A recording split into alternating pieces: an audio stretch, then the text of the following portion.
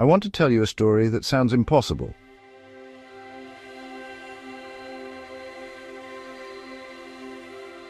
In August 1945, a 29-year-old Japanese draftsman named Tsutomu Yamaguchi went to Hiroshima for a business trip.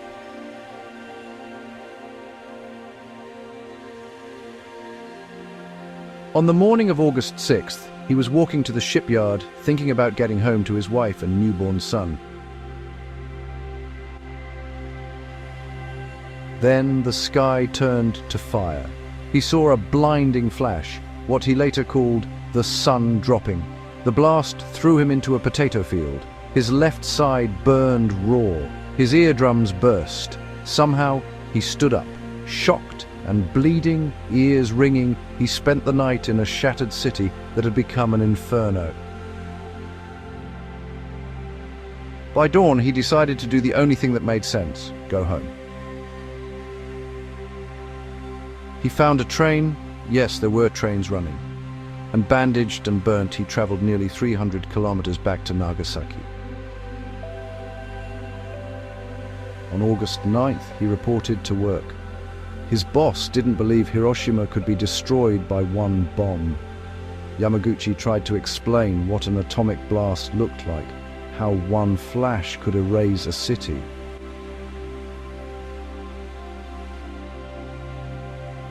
And then, outside their window, there was another white flash. The second atomic bomb had detonated over Nagasaki.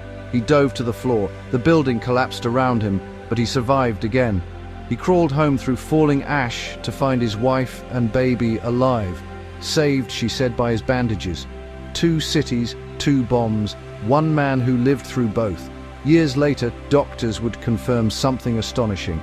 Despite those blasts, despite radiation sickness, he lived to 93. Yamaguchi didn't call himself a hero, he called himself a messenger. For decades he spoke about what he saw, the burns, the silence after the shockwave, the people looking for water that wasn't safe to drink. He said, humanity cannot coexist with nuclear weapons. He wasn't alone in surviving, but he was officially recognized by Japan as a double hibakusha.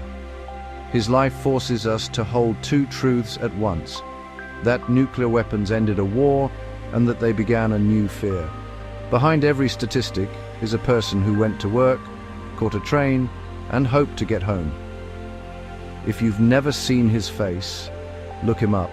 Tsutomu Yamaguchi.